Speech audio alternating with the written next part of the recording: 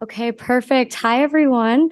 My name is Brianna Parent-Long. I'm really excited to be with you all today, and I will be introducing the wonderful minister. This session is part of the Together Ensemble 2023 conference, which is Canada's national gathering on the Sustainable Development Goals. This year's conference runs over the course of 3 days from June 7th to the 9th, in person at 5 sites across the country, as well as online, to bring Canada's SDG communities together across all sectors. We are pleased to be hosting today's event at Carleton University, which is on the unceded and traditional land of the Anishinaabe and Algonquin peoples, as part of a broader national gathering. We welcome the rest of Canada into our conversation today for this session through the Together Ensemble online broadcast. The Honorable Karina Gould was first elected as a Member of Parliament for Burlington in 2015. She has previously served as Minister of International Development and Minister of Democratic Institutions. A graduate of McGill University and the University of Oxford, Minister Gould is passionate about helping Canadian families, public service, and international development.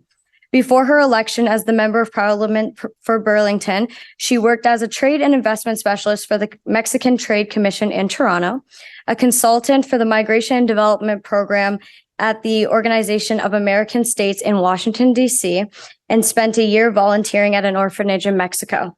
Minister Gould has deep roots in her hometown of Burlington, Ontario, and is an active member of the community and an advocate for families, women's issues, and affordable housing.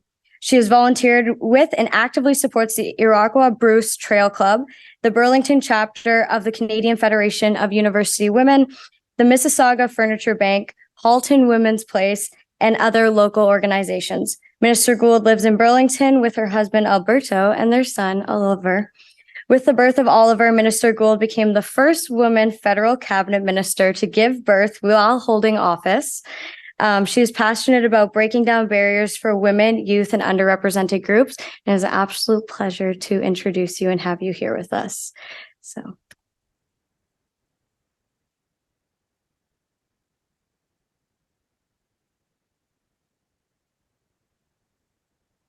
Thank you so much, Brianna, for that very kind introduction. And I have to say, it's really nice to be at Carleton.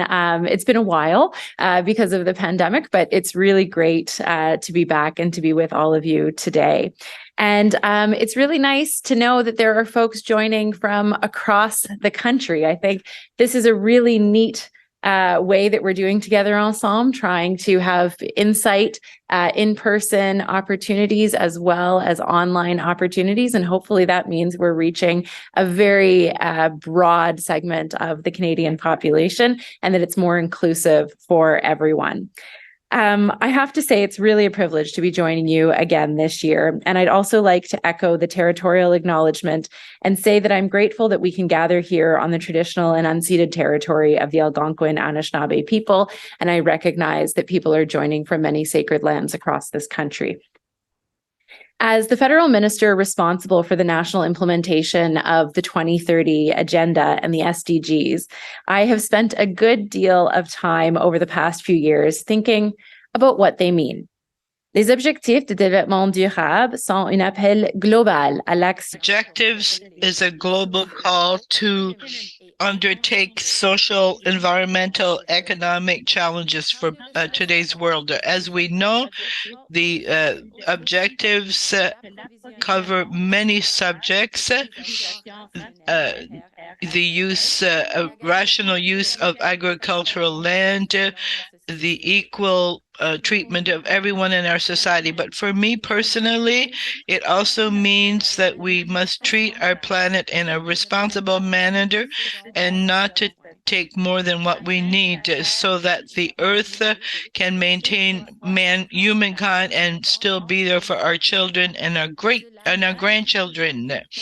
It's how we must prove that we can all live and work together. The 2030 Agenda provides us with a hopeful perspective for building a better world together. And indeed, I would say, as we can kind of taste the smoke in the air from the wildfires, that the SDGs just don't seem, or they seem more important than ever today. It's about all of us looking inward and saying, how can we achieve these objectives together? We're at the halfway mark of the 2030 agenda. And as a country, we've made important progress in reaching the SDGs, but we know that there's much more work to do. The United Nations High-Level Political Forum in July offers us an important opportunity to mark that progress and share our next steps with Canadians and with the world. I will have the opportunity to present Canada's second Voluntary National Review, or VNR. It speaks to what Canadians have accomplished since our last VNR in 2018, but it also speaks to the work we have ahead of us. Over the last year, many organizations, governments, and individual Canadians participated in the online consultations, and I want to thank those attending today who shared their input. It was invaluable and helped inform the response we'll be presenting at the United Nations. Through the VNR, we evaluate progress made towards achieving all 17 SDGs, with a focus on efforts to advance 5 national priorities. SDG 1, no poverty; SDG 4, quality education; SDG 5, gender equality; SDG 13, climate action; and SDG 17, partnerships for the goals. And we've made significant progress in each of these areas, especially on SDG 1, which is about reducing poverty. In fact, through programs like the Canada Child Benefit, Canada has exceeded its interim target of a 20% reduction in poverty. Canada's poverty rate in 2021 was 7.4%, nearly half the 2015 rate, which was 14.5%. In 2021, there were close to 2.3 million fewer Canadians living in poverty compared to 2015, including 653,000 fewer children. However, new challenges arising from inflation, high housing prices, and global economic instabilities caused by the pandemic and the war in Ukraine are putting pressure on household income. Le gouvernement du Canada continuera à faire des investissements importants. The government will continue to invest through social programs targeted and income help, and we want to arrive at a 50% reduction of poverty by 2030 in comparison to 2015. The government has also realized much progress in terms of the goal number 4 in quality of education. $30 billion on 5 years will put in place a pan-Canadian preschool program. Since April of this year, 6 provinces offer childcare services for an average of $10 per day, and all the other provinces have reduced their costs by at least 50%. On creating 250,000 new childcare spaces across the country by March 2026, and growing and supporting the early childhood education workforce. These investments are also helping to advance gender equality by giving women and their families more flexibility in their choices, and removing barriers for mothers to participate in the workforce if they so choose. And in fact, as of last fall, Canada had the highest female workforce participation in Canada's history, in part thanks to our early learning and childcare initiative. Canadian educational outcomes are among the highest in the world. Provinces and territories are working to support students, parents, and education staff with academic assistance and ensuring student well-being.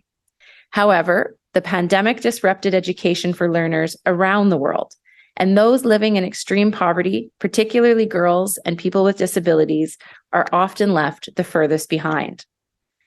In my previous role as Minister of International Development, I had the opportunity to launch the Together for Learning, a 3-year international campaign to promote quality education and lifelong learning opportunities for children and youth who are refugees or forcibly displaced and in a host community. We must continue to address issues of access, quality, equity, and accountability in global education. And Canada is committed to using innovative approaches and engaging partners to ensure that the hardest groups have access to safe, quality, inclusive education, and skills training. Our international contributions are guided by priorities for action identified in Canada's feminist foreign policy and our feminist international assistance policy. I understand you had a conversation about FIAP earlier today. As I mentioned, when I was Minister of International Development, FIAP was near and dear to my heart, and it remains so, even if I'm not in that role. And Canada believes that peace, prosperity, and human rights are essential for results across all SDGs. We also support the Addis Ababa Action Agenda on Financing for Development, which is the primary financing framework for implementing the 2030 Agenda. These investments are part of our commitment to global action, but we're also showing high-level leadership, with Prime Minister Trudeau currently serving as co-chair of the UN Sustainable Development Goals Advocates Group with Prime Minister Motley of Barbados. Bien que le Canada ait progressé. Even if Canada has advanced on many ODD goals, SDG goals, many remain to be done. New initiatives and activities contribute equally to help many goals at once. Each SDG is unique, and the efficiency of our actions depends on our capacity to collaborate and to think in an inclusive way in all fields. Canada continues to realize inequalities in health for many of the population, with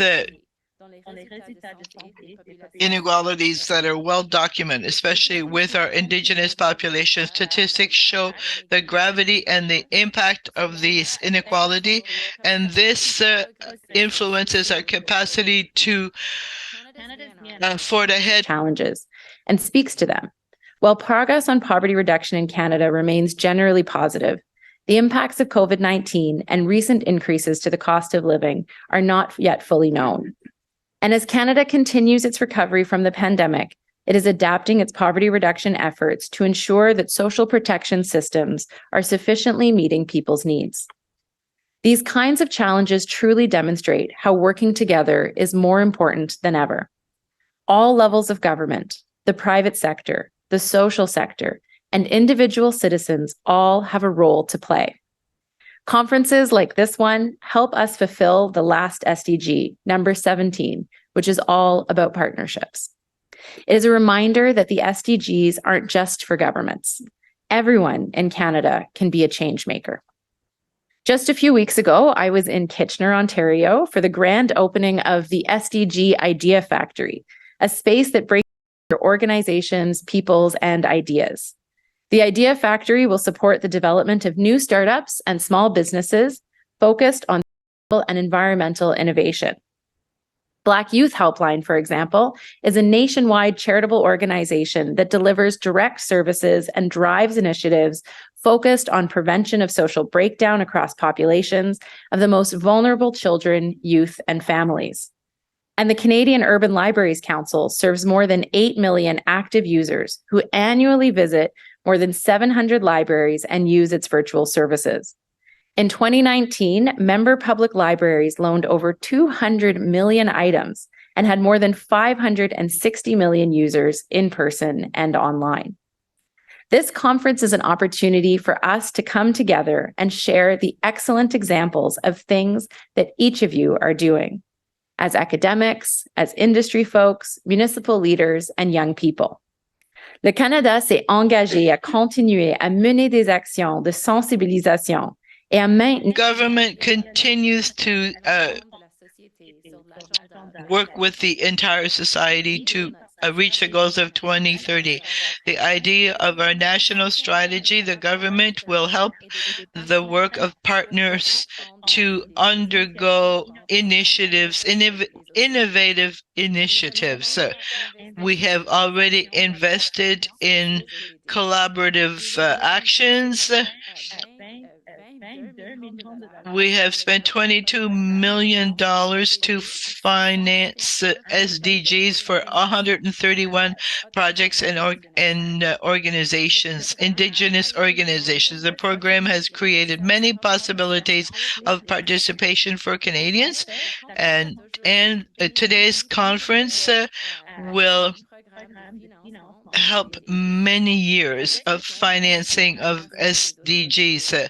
With this financial help and with partnership with the British Council for International Cooperation, we have 19 ideas for best practices and the putting in place of the 20 makes use of links with educators and schools to create a learning experience for elementary students grades 3 to 6 to raise awareness of the SDGs.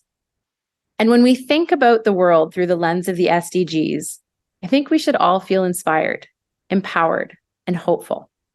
There is exceptional work happening in Canada and around the world, and we have an opportunity to shape how the future will look.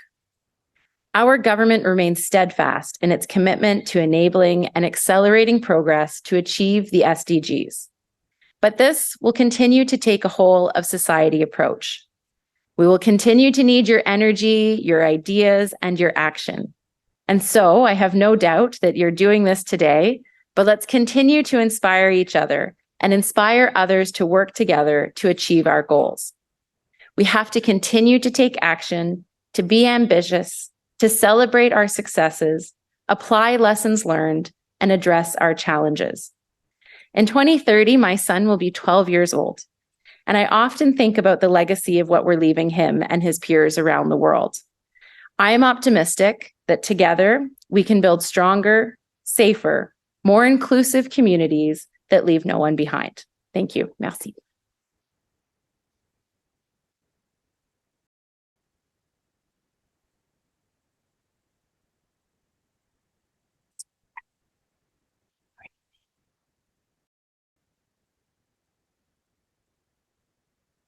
Okay, yeah, please.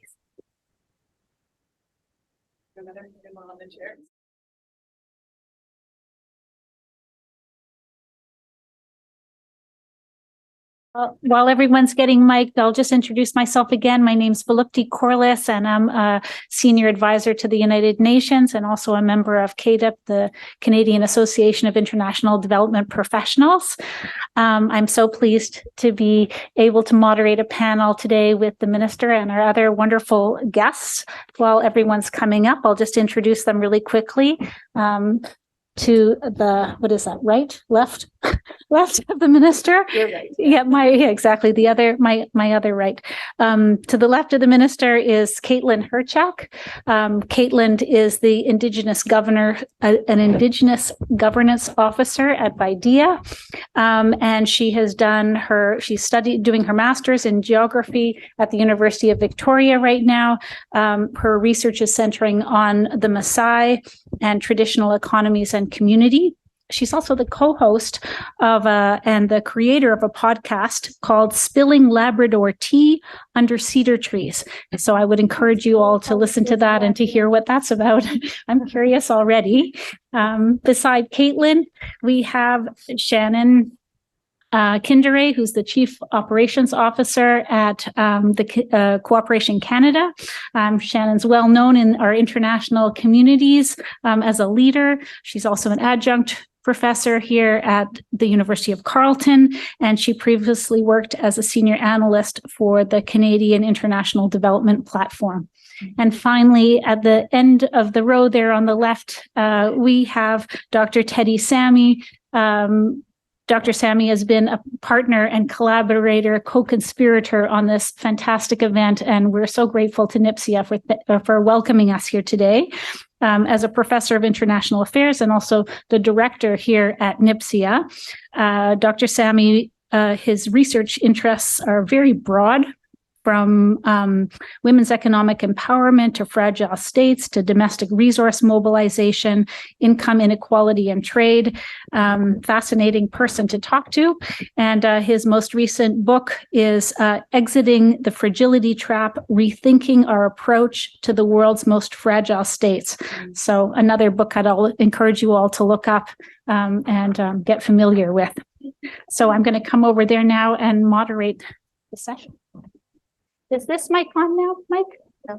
Our mic man, his name is Mike, so makes it easy. And I do just want to point out that it was not intentional that I picked a chair that's higher than all of you. We did have a conversation on the fact that I would end up in the middle on a higher chair. So I just want there to be no question about the fact that it was by accident. We just didn't have another fancy club chair.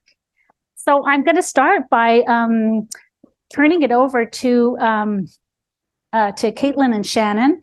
The first question that I'm going to ask is how can, especially given that we have the minister here, how can the government of Canada help localize the SDGs? Well, thank you for the You, question. I think you can hear me okay. It's a pleasure to be with you here today, Minister, and with the rest of our esteemed guests. One of the things I was thinking about in terms of the localization agenda is to really ask ourselves, what do we actually mean by localizing the SDGs? Do we mean ensuring that there's funding for local community organizations to carry this forward? Do we mean engagement with municipalities? Do we mean engagement with provinces, with Indigenous communities? In the international cooperation space, when we talk about localization, we're actually talking about shifting power. We're talking about power in the hands of those that are most impacted by our efforts, those who have the knowledge, the ownership, the capacities to dream up and implement the future that they want to see. And so when I think about the role of the government of Canada in this, it really does become a bit of a question around how do we concretely shift power? What are the tools? What are the mechanisms to do that? When I think about it from an international cooperation perspective, I do think of it from the perspective of money going more directly into organizations and communities, recognizing that we all have different roles to play. And I think one of the pieces where the rubber hits the road is that we go from these quite lofty shifting power, localizing, to actually pretty mechanical and technical pieces, right? I mean, we're talking about how do we assess risk? How do we actually get money out the door? What are the reporting requirements for our partners? So we go from these broad kind of political agendas right through the technical. And I think where this government has an opportunity to advance, I think, is really around ensuring that link from those high level commitments flows through to the actual way we work and the way that we actually deliver assistance. And as many of you may know, the Global Affairs Canada is in a process of transforming how they deliver grants and contribution agreements. And I guess just really emphasizing how important that process will be for setting an example for other parts of the department and how other parts of the government rather, and how they think about implementing, but how the need to hold space for the way that we shift power and change how we work collectively is so important for a technical process of that nature to then enable more localized realization of the SDGs. I love the change in language around from empowerment to shifting power. It's just a really different perspective on the importance of putting power in other people's hands. Thanks. Caitlin, over to you. What do you think? Thank you. Shannon and I are besties, so building up that. I'm on the board for Cooperation Canada too. I'm the board baby, and really getting to the heart of it is decolonization, right? Mm-hmm. And like recognizing that localization, decolonization, reconciliation, these things are relatives. Like when I say relatives, I mean like cousins. Like think that's the way I think about them, right? And really recognizing that Indigenous people, like we need to be seen as like partners and leaders in sustainable development, or that smoke is gonna get a heck of a lot more thick, right? It's gonna be a lot thicker if we don't actually see each other as equals and want to work in relationship with each other. And I think at the end of the day, like all of us want the same things for our families and our communities. And really supporting Indigenous knowledge and resurgence is going to be a very helpful tool later down the road. And like rethinking of what is SDG, right? What is an SDG for an Indigenous person? For myself, it's learning their language, right? It situates myself in the territory that I'm on. I'm a guest on this territory. I'm actually Enoch from Northern Quebec and ranking in the Nunavut. And I have to be very mindful and like thankful to the host nations for allowing us to gather here today and have these conversations, and hoping that more host nations will be present in these conversations because we're conducting this work on their territory, on their land. So we need to be in good relationship with each other. Thank you. I think that the whole issue of colonization is so important here at home, but also in Canada's role internationally. There are many countries that have been colonized, and there are many people whose voices we need to shift power to for the last stretch, the next stretch, I guess, towards the 2030 agenda. That's so true. I'm going to shift and ask my second question to Minister Gould and to Teddy.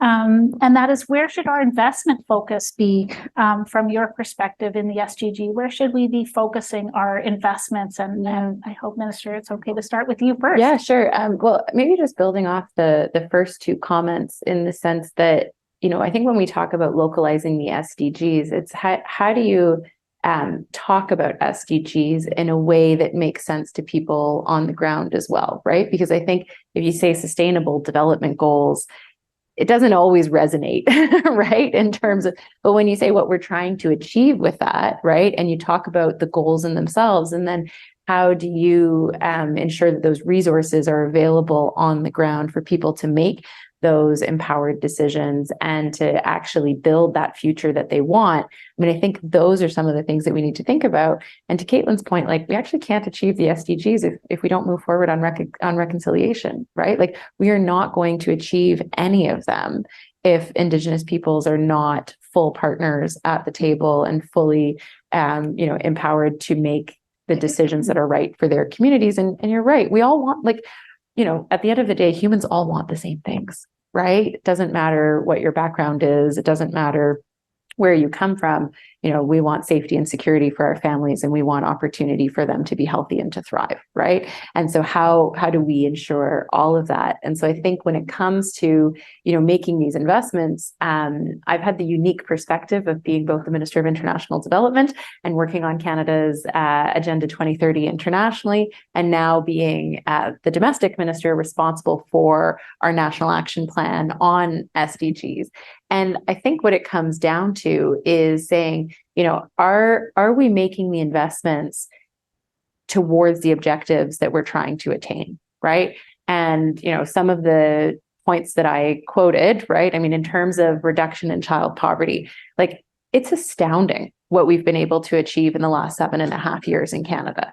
It doesn't mean there aren't kids still living in poverty and we don't need to do more, but the fact that we've made that huge leap is something I think we need to recognize. And then we need to understand, like, that was a policy intervention that worked, right? Maybe we need to be doing more of that, right? Mm-hmm. And so, like, let's take a serious look at where are those interventions that have had a real significant impact, and let's do more of that. Mm-hmm. My goodness, on, just the environment and climate change. Like, if, I know there are folks joining from around the country, and I don't know if there's a single province right now that doesn't have wildfires, right? This is unprecedented. And for me, it's just the justification and the reasoning of why making investments in protecting our environment and fighting climate change and the clean energy transition are so unbelievably vital and important right now, because we're not going to be able to meet any of those other objectives if we don't have clean air to breathe and clean water to drink, right? And so for me, it's making that investment in the clean energy transition, making that investment in reducing poverty. Those are two of the top ones for me. They're all important, right? So. And making those investments at home in the policies abroad, that are working, and then taking those innovations abroad. And I mean, one of the things that I'm most proud of from my time as Minister of International Development was the doubling of Canada's climate financing, right? Again, when you have, young people and Indigenous activists on the front lines of the climate crisis around the world, we need to be supporting them in their voices and their actions, because they know what their community needs, right? And all of that fits within the Feminist International Assistance Policy, which I wasn't minister at the time, but I was parliamentary secretary when that was launched, and really heavily involved in the consultations. But it's those interventions and the leadership that Canada can demonstrate both at home and internationally that I think is so important. And we're seeing the change happen, right? Like, that's also what's exciting. And we're living in a kind of fraught time, if you will, right? There's a lot going on in the world with climate change, with the war in Ukraine, with, some of the kind of anti-social movements that are going on right now. But what I think that means is that, we are trying to build a more inclusive world, and we just have to keep going with it, because we need to make sure that that really is not just the vision of the future, but the reality. Fantastic. May I turn it over to you, Teddy? Thank you. Thanks for the question. And in a way, I'm glad that you spoke earlier and now, because one of the things I had noted when I was thinking about, in terms of where you put your money, clean energy to me is just where I think we should be investing massively. I just happened to be at a meeting yesterday on Canada-Germany relations, and there were many private companies there. And it's amazing the amount of work that they are currently doing in Canada to have clean energy, but these require massive amounts of investments. And of course, the government has an important role to play in this in terms of the subsidies and the regulatory framework and a lot of other things, but it's really about de-risking these investments. So I'm an economist, so I tend to look at these numbers very carefully. And I think this is the future, but of course, there's a lot of uncertainty. And so the government will have to take these risks as we go forward. But for me, we were reminded yesterday and today about how important this is. So now there are other challenges which you've presented, and I think they are important as well. But I have to say, I tend to look at these issues more as from an international perspective. That's what most of my work has been. And of course, the challenges in the developing world, in the global south, are much more significantly higher than what we have here. I've spent a major part of my career as an academic looking at fragile states in particular, and also working on taxation and domestic resource mobilization. And I think these two, in my mind, are really important. I referenced a paper that I had written with one of my PhD students recently about the concentration of poverty and where we are going to be in 2030. And there's no question that it's going to be a fragile and conflict-affected states problem.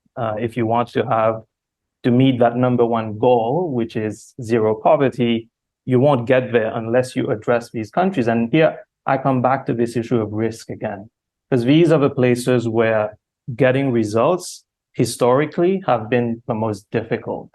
And so are we willing to take chances in these countries? Because that's what we're going to have to do. We're going to fail in many cases, and there are many examples of this that we see: Afghanistan, Haiti right now, where we invested massive amounts of money, and there are many other countries. So the results are not easy to come by, but it doesn't mean we have to give up. I think we really need to have a long-term focus and engagement in these countries, which is sometimes difficult to sell, because people will say, well, why would you want to put your resources there? Well, this is where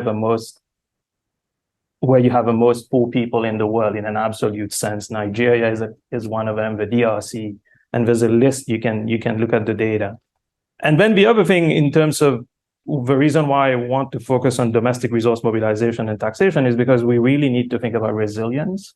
It's good to invest, but I think it's also good to invest in places that will be able to support themselves afterwards. So we've looked at this over many years, and there are certain areas like helping countries tax better, build more efficient systems that can then create this accountability between governments and the people that they are trying to govern. Because unless you have that legitimacy being built, you will never have development, in my mind. So you need to have a political accountability between people who govern and those who are being governed. And that creates a really interesting combination that here in Canada and many rich countries, we tend to take for granted.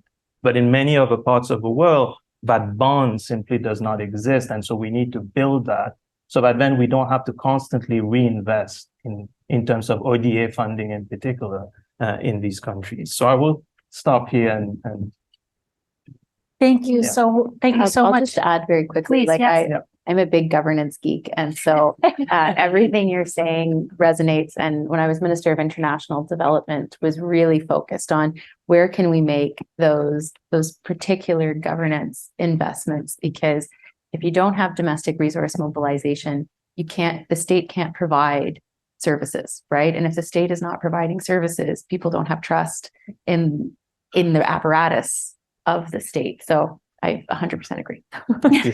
Yeah, and I just sorry to Please, add on yeah, that, jump in. because Jump in. would be remiss to point out kind of the issue of shrinking civic space. And the reality is you have kind of these two sides at play here. You have the investments in kind of the ability of these governments to, to deliver services, but you also have trends that are happening across the world where lack of ability for, like, even thinking about localization, thinking about the ability of a whole of society approach to exist, where that space is closing in many parts of the world. And so, I think, hats off to Canada in terms of kind of, community of democracy's leadership, championing the CSO, civil society enabling environment through the OECD DAC and so on. But I mean, the reality is when people show up to New York and we look at these voluntary national reviews, there is very little discussion in any of those VNRs. We participated in a review for many years on this issue of closing civic space. And one of the things that I worry about is, we're halfway through. I don't know if anyone remembers when we developed these goals. It was, 5 years before they ended. Everyone was talking about what's the next, kind of priority going to be. And the silence on these issues, like fragility around state accountability around civic space, I think is really worrisome for, kind of the future of this agenda, and is a space where Canada has a lot of potential to further push and further lead in. And I would say when I attended the first high-level political forum in New York in 2016, on behalf of Canada, like the number one thing I heard from civil society across the world is we need Canada's support. Yeah. Right? Like we need your allyship, we need your support, because your support of us gives us the confidence, but it also opens space for us in our own countries. Canada has such an important role to play. I mean, we are the 6th wealthiest nation in the world, according to McKinsey, and we just have such an important role that we can play in making a difference. And, we can criticize the SDGs or say they're imperfect, which they definitely are. But when in history has that many countries, more than 190 countries come together to pledge their agreement in trying to achieve these lofty time-bound goals about making our planet a better place for our collective peoples on Earth. So it's an opportunity for us to stand up, and I think we're all thanking you for standing up for us. We have a few minutes to take some questions from the audience. So, all right, there's one right there. Comments today. Do we have a roving mic, please? Thank you.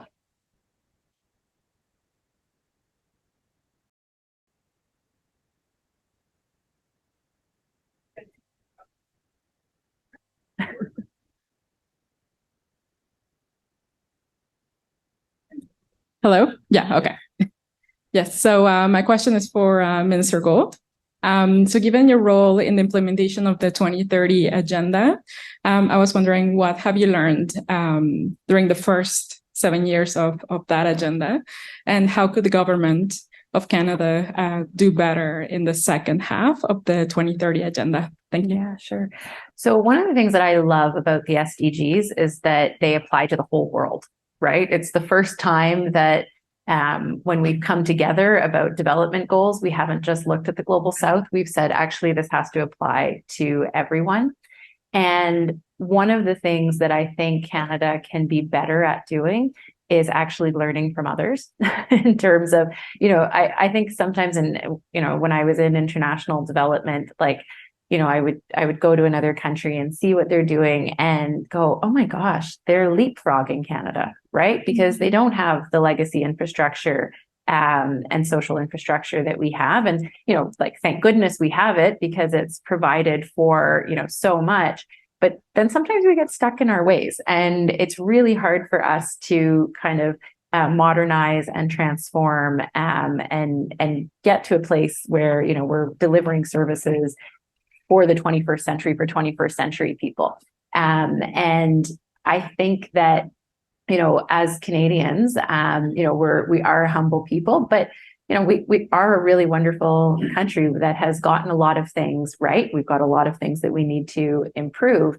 And I think that, if there was a better way for us to see what other countries are doing, and not just like the typical countries, like not just the UK, Australia, the US, and New Zealand, which is a tendency that we have in Canada, but to say like, oh, let's look and see what they're doing in Kenya on, having electricity off the grid, or let's look at, what they're doing in Brazil with regards to social programming. Like, I think we can, or in Singapore, for example, with regards to delivering like pensions and employment insurance to their citizens. Like, let's actually have a more global outtake and take those lessons and those best practices from a much broader set of countries, and then see how we can apply them to the Canadian context. And then the other thing that continues to be, I think, a challenge for the government of Canada is this notion of a whole of government approach. We in a way have like 19th century departments, but we live in a 21st century world. And so there's a lot of silos, and we're breaking them down, right? But it's a lot of work to do that as the government. And it takes a lot of kind of like institutional firepower, if you will, to really break down those silos. I would say that on Monday, we had a press conference with regards to the Government of Canada's response to wildfires. And that was a really good example of a whole of government approach where, people across departments and across jurisdictions, right? Like across provinces, territories, municipalities, really like put those silos aside and said, like, this is how we're coming together to respond to something that is national in scope. But that's something we have to keep really working at in Canada. The pandemic was another pretty good example of, we were faced with a crisis and an emergency, and we couldn't use our traditional ways of doing things. We actually had to build something entirely new, and we did. And so I know we're capable of it, right? And so we have to keep thinking about how we can learn from others. We can be humble enough to say, like, maybe it's time for us to rethink about how we deliver things in a way that's better and more efficient and more effective for Canadians.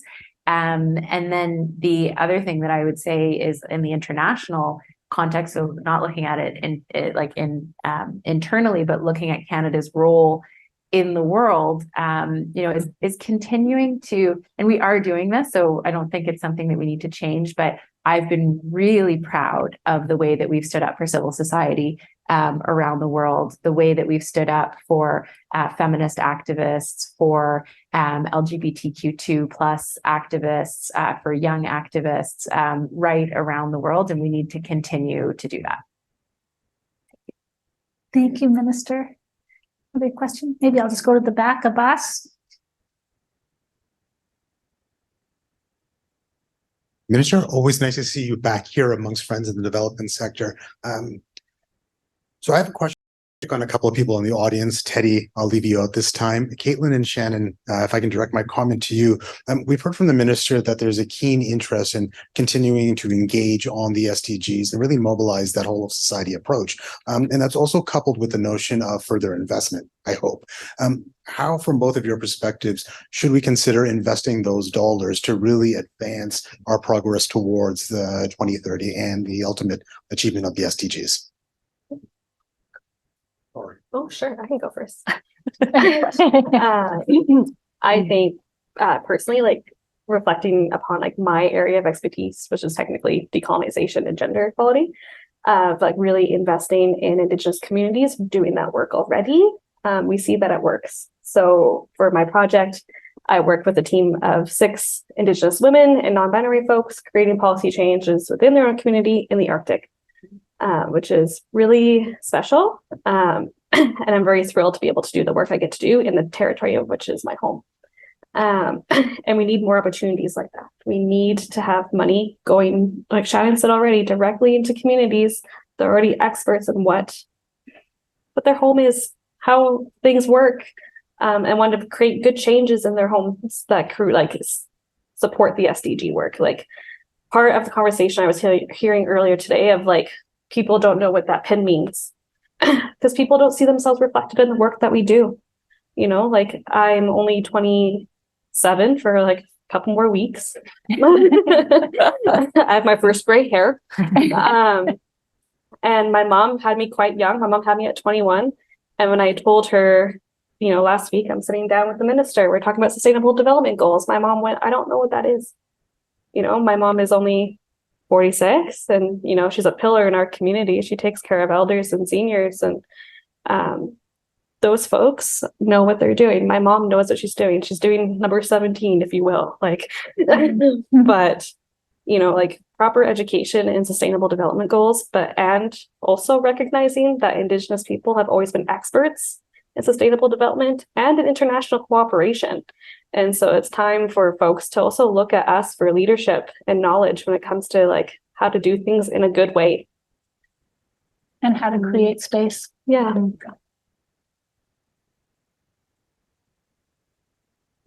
Okay, Shannon, hard act to Than follow. this. Yes, it is always a hard act to follow when you speak, Caitlin. I mean, one of the points is investing. And, you know, we heard from the parliamentary secretary this morning that there hasn't been a cut to ODA. We're probably going to have to agree to disagree on that. You know, just recognizing that, you know, this year's budget is a smaller pie for investments in international cooperation than there was the year before. Recognizing that we were in an extraordinary circumstance of COVID-19, but I would argue we're still in an extraordinary circumstance. And as we look around the world and we look around the various crises, the various investments that need to be made, I would argue that there's a very strong case for Canada to kind of continue making those investments year on year to 2030 as has been the commitment. And I would say then within the sort of where those investments need to be made, there's something earlier today before you came, Minister, we were chatting, what does the next 12 to 18 months look like, you know, in the Canadian in terms of advancing this agenda? We talked a lot about how we communicate about these goals. One of the other things we talked about is about how we kind of ring fence the legacy of women's rights, of civic space. You know, we have examples like the Equality Fund, which is an excellent example of an initiative, but really just being quite honest about as we move into a world where there's ongoing crises, we're being hit in all ways, how do we hold space for reacting to the crises that are emerging, but also to those longer term investments that have already begun. And so you know, the Women's Voice and Leadership Initiative is a great example of direct funding to women's rights organizations. And so really thinking about those investments kind of in the years to come, both within kind of an increased budget for international development assistance, but also really thinking about what are those very localized investments that we would want to continue to make towards the SDGs. Thanks. So one more question.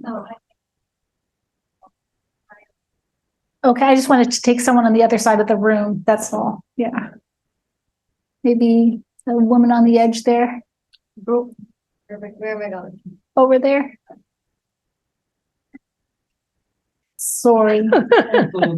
Sorry. In these days and ages, we get to bring young women up front. Sorry. Thank you so much, everyone, for being here. It's been a really great conversation. So my question is for all the panelists. What do you believe should be prioritized for the remaining half of the 2030 agenda, and why? Okay, maybe I'm going to get you to start there, Teddy. It's the $1 million question. One of the things that I used to do when I was teaching a development, which Robert now is teaching, which is my 8th class, I always started the course for a long time about with the question: if I gave each one of you $1 million, where would you spend it if you cared about development? Nice. And it's interesting, right? Because you get a lot of answers.